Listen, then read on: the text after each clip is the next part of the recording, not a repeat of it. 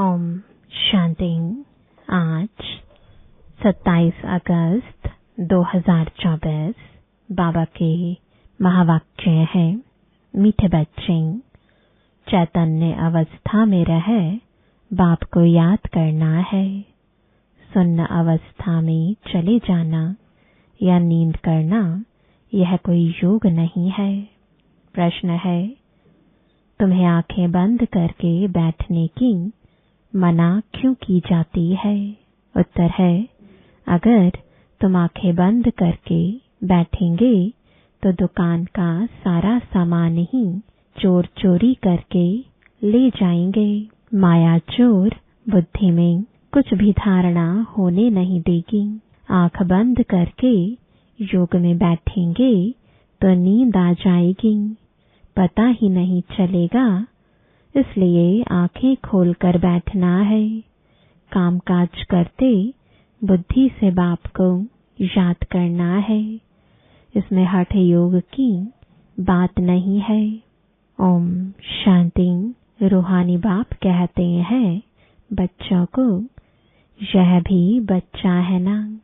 देहधारी सब बच्चे हैं, तो रूहानी बाप आत्माओं को कहते हैं आत्मा ही मुख्य है।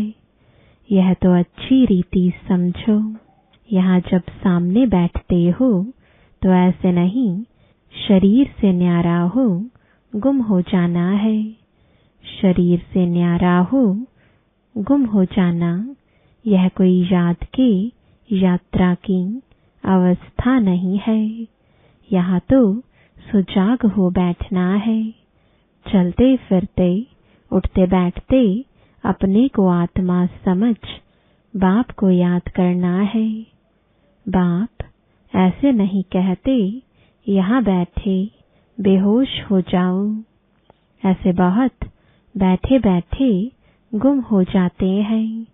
तुम्हें तो सुजाग होकर बैठना है और फिर पवित्र भी बनना है। पवित्रता बगैर धारणा नहीं होगी। किसका कल्याण नहीं कर सकेंगे, किसको कह नहीं सकेंगे। खुद पवित्र रहते नहीं और दूसरे को कहते हैं वह तो पंडित हो गया। या मिट्ठू भी नहीं बनना है, फिर वह दिल अंदर खाता रहेगा। ऐसे मत समझो हम सुन्न में चले जाते हैं, आंखें बंद हो जाती हैं। यह कोई याद की अवस्था नहीं है। इसमें चैतन्य अवस्था में रहे बाप को याद करना है। नींद करना कोई याद करना नहीं है। बच्चों को कई पॉइंट्स समझाई जाते हैं। शास्त्रों में दिखाया गया है 7वीं भूमिका में चले जाते हैं। उनको दुनिया का पता नहीं पड़ता है। तुमको तो दुनिया का पता है ना। यह छीछी दुनिया है। बाप को कोई जानते नहीं है। अगर बाप को जानते तो सृष्टि चक्र को भी जान जाए। बाप बतलाते हैं यह चक्र कैसे फिरता है। मनुष्य पुनर्जन्म कैसे लेते हैं। सतयुग में भल बड़ी आयु हो जाती तो भी बदसूरत नहीं होंगे। बाकी सन्यासियों का तो है हठ योग। आंखें बंद करना, गुफाओं में बैठे बैठे बदसूरत बन जाना।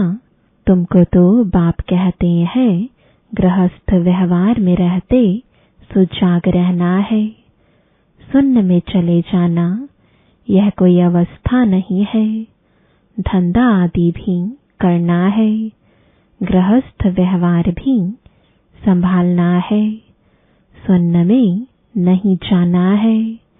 कामकाज करते बुद्धि से बाप को याद करना है। जरूर काम करेंगे, आंखें खोल कर करेंगे ना। धंधा आदि सब कुछ करते रहो। बुद्धि योग बाप के साथ हो। इसमें गफलत नहीं करनी है। दुकान पर बैठे आंखें बंद हो जाएंगी तो कोई सामान ही ले जाएंगे और पता भी नहीं पड़ेगा। यह कोई अवस्था नहीं, हम देह से न्यारे हो जाते हैं। यह सब हठ योगियों की बातें हैं, रिद्धि सिद्धि वाले करते हैं। बाप तो अच्छी रीति बैठ समझाते हैं, इसमें आंखें नहीं बंद करनी है। बाप कहते हैं मित्र संबंधियों को जो बैठ याद करते हो वह सब भूल जाओ। एक बाप को याद करना है, सिवाय याद की यात्रा के पाप कट नहीं सकते। भोग ले जाते हैं, गुम हो जाते हैं सूक्ष्म वतन में। इसमें क्या होता है, जितना समय वहां है वे कर्म विनाश हो ना सकें, शिव बाबा को याद कर ना सकें, न बाबा की वाणी सुन सकेंगे तो घाटा पड़ जाता है। परंतु यह ड्रामा में नोंद है, इसलिए जाते हैं, फिर आकर मुरली सुनते हैं। इसलिए बाबा कहते हैं जाओ फौरन आओ, बैठो नहीं। खेल पाल करना बाबा ने बंद कर दिया है। यह भी घूमना फिरना रुलना हुआ ना। भक्ति मार्ग में रुलना पिटना बहुत होता है, क्योंकि अंधियारा मार्ग है ना। मीरा ध्यान में वैकुंठ में चली जाती थी। वह योग व पढ़ाई थोड़ी ही थी, क्या उसने सदगति को पाया, स्वर्ग जाने लायक बनी। जन्म जन्मांतर के पाप कटे, बिल्कुल नहीं। जन्म जन्मांतर के पाप तो बाप की याद से ही कटते हैं। बाकी साक्षात्कार आदि से कोई फायदा नहीं होता। यह तो सिर्फ भक्ति है, न याद है न ज्ञान है। भक्ति मार्ग में यह सिखलाने वाला कोई होता ही नहीं तो सदगति को भी पाते नहीं। भल कितना भी साक्षात्कार हो, शुरू में तो बच्चियां आपे ही चली जाती थीं। मम्मा बाबा थोड़े ही जाते थे।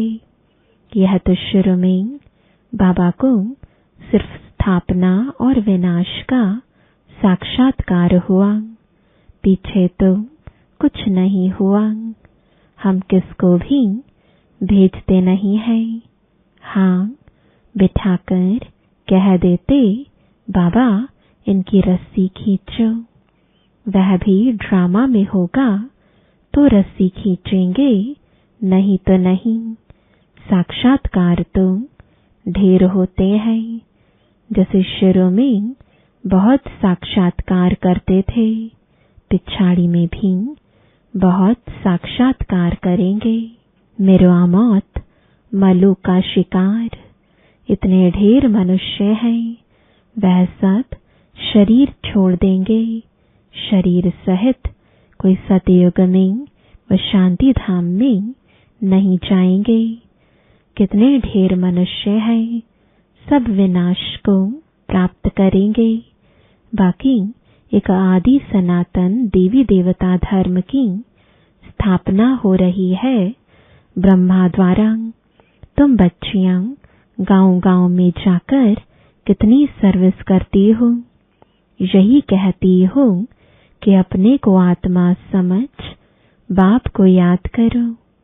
सन्यासी तो राजयोग सिखलाना जानते नहीं।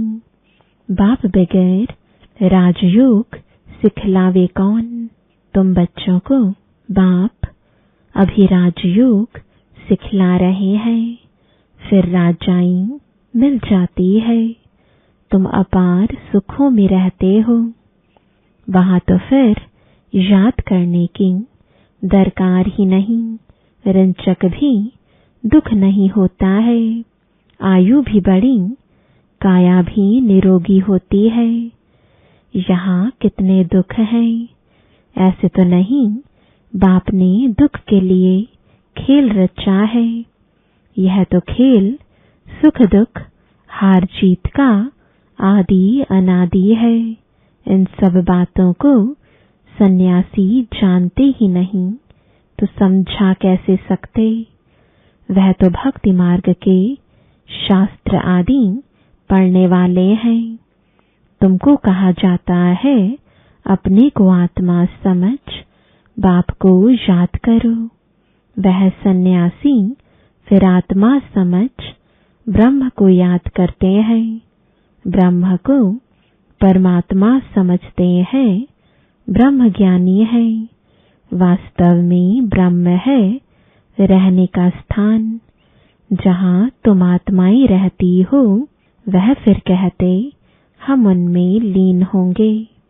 उनका ज्ञान ही सारा उल्टा है। यहाँ तो बेहद का बाप तुम बच्चों को पढ़ाते हैं। वह कहते भगवान 40,000 वर्ष बाद आएगा। इसको कहा जाता है अज्ञान अंधियारा। बाप कहते हैं नई दुनिया की स्थापना और पुरानी दुनिया का विनाश करने वाला तो मैं हूँ। मैं स्थापना कर रहा हूँ। विनाश भी सामने खड़ा है। अब जल्दी करो, पावन बनो, तभी पावन दुनिया में जाएंगे। यह तो पुरानी तमो प्रधान दुनिया है। लक्ष्मी नारायण का राज्य थोड़े ही है। इनका राज्य नई दुनिया में था, अब नहीं है। यह पुनर्जन्म लेते आए हैं। शास्त्रों में तो क्या क्या लिख दिया है। कृष्ण को दिखाया है अर्जुन के घोड़े गाड़ी में बैठा है।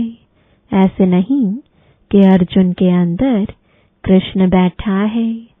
कृष्ण तो देहधारी था न कोई लड़ाई आदि की बात है। उन्होंने तो पांडवों और कौरवों का लश्कर अलग अलग कर दिया है। यहाँ तो वह बात नहीं। यह भक्ति मार्ग के अथाह शास्त्र है। सतयुग में यह होते नहीं। वहाँ तो ज्ञान की प्रालब्ध राजधानी है। वहाँ सुख ही सुख है। बाप नई दुनिया स्थापन करते हैं तो जरूर नई दुनिया में सुख होगा ना। बाप कभी पुराना मकान बनाते हैं क्या? बाप तो नया मकान बनाते हैं। उस दुनिया को ही सतु प्रधान दुनिया कहा जाता है। अभी तो सब तमो प्रधान अपवित्र है। पराए रावण राज्य में बैठे हैं। राम तो कहा जाता है शिव बाबा को।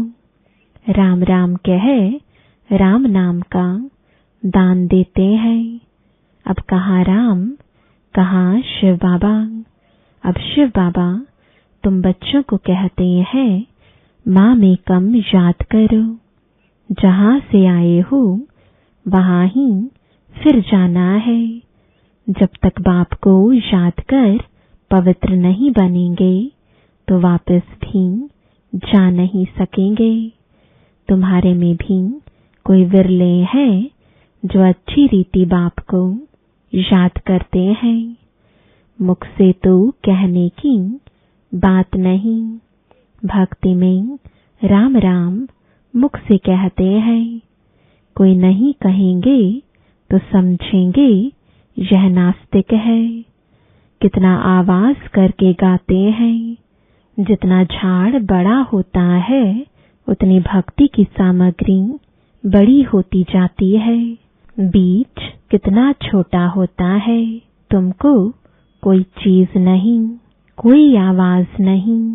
सिर्फ कहते हैं अपने को आत्मा समझ मुझे याद करो।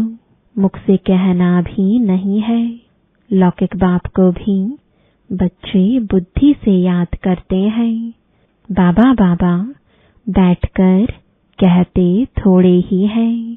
तुम अभी जानते हो आत्माओं का बाप कौन है? आत्माएं तो सब भाई भाई है। आत्मा को और कोई नाम नहीं, बाकी शरीर का नाम बदलता है। आत्मा तो आत्मा ही है, वह भी परम आत्मा। उनका नाम है शिव। उनको अपना शरीर है नहीं। बाप कहते हैं, मुझे भी अगर शरीर होता तो पुनर्जन्म में आना पड़ता, तुमको फिर सदगति कौन देते? भक्ति मार्ग में मुझे याद करते हैं, अनेक चित्र है। अभी तुम नरकवासी से स्वर्गवासी बनते हो ना। जन्म तो नरक में लिया है, मरेंगे स्वर्ग के लिए। यहाँ तुम आए ही हो स्वर्ग में जाने के लिए।